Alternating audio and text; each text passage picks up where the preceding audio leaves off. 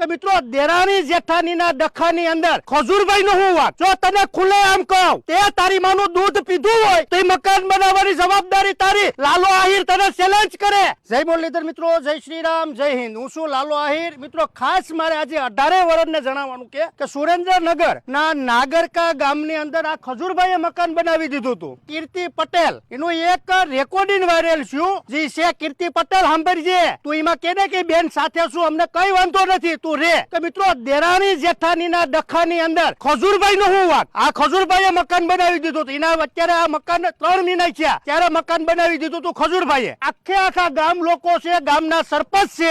આજે આપણે હવે સરપંચ ને પૂછીએ. આખું ગામની હાજરી હતી. પંચાયતને આ પ્લોટ ફાળવામાં કોઈ વિરોધ નથી અને પંચાયત તરફથી ફાળવામાં આવ્યો છે. અને ખજૂરભાઈએ ગામમાં વેચાતો પ્લોટ રાખવાનું કીધેલું પણ ગામમાં ન મળેલો. હવે આ બેન દ્વારા અમુક અસામિક તત્વો દ્વારા અને ધમકાવવામાં આવે છે. જે વારંવાર એક વિધવા બેન છે એને પણ ધમકાવીને કાઢી મૂકેલા. અહીંયા બાજુમાં પાયા હોત પડ્યા છે ગળેલા અને એને મકાન થવા નથી દીધેલા. આ બેન દ્વારા બધા પાસે ધમકી અપાવવામાં આવે છે અને આમને ધમકી જ આપેલી છે કે તું આ મકાન ખાલી કરી નાખજે, તારું મકાન પડી જાય છે. ઘણી બધી ગાળો ગલાજ કરેલી છે. ને ભાઈ કોઈને બીવાની જરૂર નથી. ધમકીઓ મારવા વાળા ભલે મારે રાખે પણ આ બેન ની સાથે અમે ઉભા છે હો. એટલે જે મનમાં ફાકું હોય એ કાઢી નાખજો ને જેને પણ ફોન કરવો હોય અહીંયા કર્યા રાખજો. હવે અહીં જયારે મકાન જયારે જોવા હું આવ્યો ને અહીંયા પ્લોટ આ ગામમાં, પછી ખજૂરભાઈ મને કીધું કે પૈસા 5-6 લાખ રૂપિયા ભલે બગડે, ગામમાં ક્યાંક પ્લોટ મળે તો ગામમાં જ એમને રહેવા દેવા છે, એમ બહાર નથી મોકલવા. પણ ગામમાં ક્યાંય પ્લોટનો મેળ ન આવ્યો. અમારે પ્લોટ બહાર છે, અહીંયા તમને પ્લોટ ફાળવી દેવી. અમે ગામના 50-100 જણા આવ્યા, અહીંયા 1.5-2 મહિના કામ હાલ્યું પણ કોઈ અહીં કહેવા નતું આવ્યું કે આ પ્લોટ અમારો છે.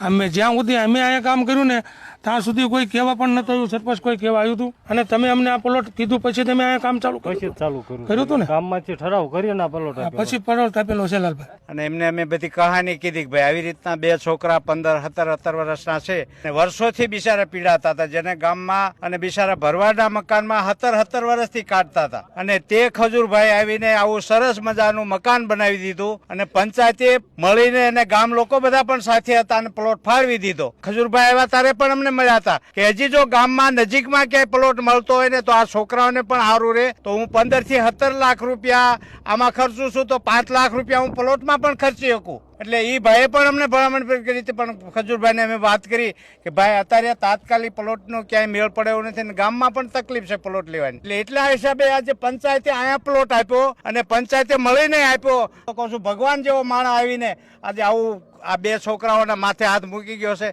તો આશીર્વાદ લેવા જેવી વાત છે. 18 વર્ષને કહેવા માંગુ છું કે કહાની આખી આશે ને જો એ બેન પાસે કઈ આના પ્લોટના કાગળિયા હોય તો એ બેન ચોક્કસ આવે તો એ કઈ કાર્યવાહી કરી દે. કઈ પુરાવા બેન પાસે છે નહીં.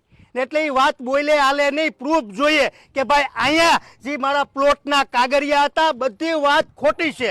એટલે આમાં કઈ ખજૂરભાઈ નો કઈ વાક છે જ નહીં. આ મેટલ આખી દેરાણી જેઠાણીની છે. ઈ બેન રહ્યા ને એ વારંવાર બધાને સડાવી અને અહીં કણે મોકલ કરે છે. આ મકાન જે છે ને એ બેનને એમના મગજમાં એવડું ઈ છે કે આ લોકોને સારું મકાન થઈ ગયું મારે કેમ કાંઈ ન થયું. એટલે ઈ બેન વારંવાર બધાને સડાવી અને મોકલી દે છે. પછી એના થકી સડાવેલા માણસો અહીંયા આવીને એવું કહે છે કે આ ઘરની બાજુમાં જે મકાન છે આ ઝાડવા રોપેલા છે, આ ઝાડવા તમારા બાપના નથી, આ પ્લોટ તમારા બાપનો નથી, ઝાડવા બાડવા લઈ લ્યો. હવે આ લોકો હુંવાળા માણસ છે ને ગરીબ માણસ છે, આ લોકો તો એ લોકોને કહેવાના નથી. પછી એમને અહીંયા કણે માતાજીનું આયોજન હતું તો એ બેનના કવા પ્રમાણે ઘરની બાજુમાં એમને આયોજન ન કરવા દીધું. પછી આ લોકોએ ગામમાં બીજા ભાઈ છે એમની પાસે ગયા મંજૂરી લઈ અને સામે ઓલે પણ આ મકાન રહ્યું ને એની વટીન ત્યાં કણે આયોજન કર્યું. અને અત્યારે સમસ્ત ગ્રામજનો બધા જ લોકો અહીંયા ઉપસ્થિત છે. આ કોઈ એકલવાઈ વાત નથી. ને કીર્તિ પટેલ મારે તને ખુલ્લે આમ કહેવાનું, તને હવે અહીંયા હું ગામના સરપંચ ને કહેવા માંગુ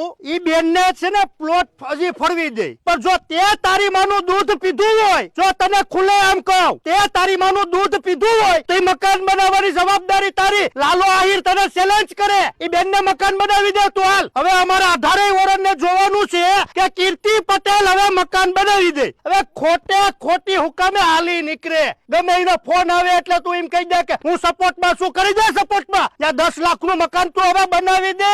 મિત્રો ગામ પંચાયતને પણ પૂછીએ કે ભાઈ પ્લોટ ફાળવી દે કે નહીં. ભાઈ તમે ફાળવી દો. પંચાયતમાં ફાળવવામાં આવશે. આવશે ને? આવશે. રેડી. આમાં કઈ ખજૂરભાઈ નો વાક જ નથી. ભાઈ દેરાણી જેઠાણીના ઝઘડાની અંદર ખજૂરભાઈ નો કઈ વાક નથી. ને કીર્તિને ફોન કર્યો તો ખુલ્લે એમ કેવા માંગુ કે કીર્તિ થોડી કઈ ડીએસપી છે.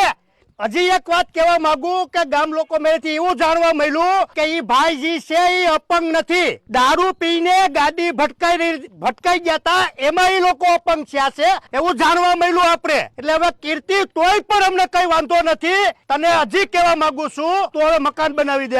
ને મિત્રો ખજૂરભાઈ ને પ્લોટ તો ફાળવી દીધો તો પણ કીર્તિ હવે ત્યાં તારી માનું ધાવણ જાવ્યું હોય ને તું તો તને ગામ લોકો અત્યારે પ્લોટ ફાળવી દે. તું મકાન બનાવજે હવે. ને મિત્રો ગામના લોકોને પૂછો તમે કીર્તિને પ્લોટ ફાળવી દે હો.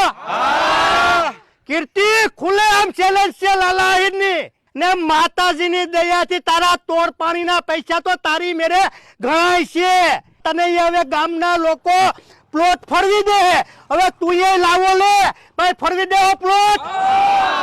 આ ખજૂરભાઈએ મકાન બનાવી દીધું હતું ને આ પેલા કેવું હતું જિંદગી જીવતા ને અત્યારે મિત્રો કેવી જિંદગી જીવે એ પેલા તમે 18 વર્ષ જોવો. આ ઘર મિત્રો તમે જોવો પેલા. ને આ લોકો બિચારા બે એટલે બે અપંગ છે. તમે વિચાર તો કરો કે આ ખજૂરભાઈએ આવો આખું મકાન અહીંયા બનાવી દીધું ને આમાં અમુક આ હલકીની આ જે કીર્તિ છે મિત્રો તમને બધાયને ખબર છે કે ખજૂરભાઈનો કઈ વાક છે જ નહીં. આમાં તારામાં હિંમત હોય તો મેં પહેલા જ કીધું તું કીર્તિ તારામાં હિંમત છે ને તારા કરતા મારામાં છે. સમજાણું? મને બધી વાતે લડતા આવડશે કે આ લોકોની પરિસ્થિતિ જો તું પેલા કેવા હતા ને અત્યારે એની હાલત શું છે. એને બિચારાને અત્યારે શાંતિથી જીવવા તો દે. આ જેટલા ગરીબ લોકો છે એને જીવવા દે. તું તને કીર્તિ મોઢે કહું છું મોઢે મારી સેલેસ હવે તું સ્વીકાર કે હવે તું અહીંયા ઘર બનાવી દે. તને જે વ્યક્તિનો ફોન આવ્યો ને હવે એ વ્યક્તિને તું ઘર બનાવી દે. મિત્રો એટલે હું 18 વર્ષને કહેવા માંગુ છું બીજી કઈ કહાની નથી. જય મુરલીધર મિત્રો. જય શ્રી રામ. જય હિન્દ.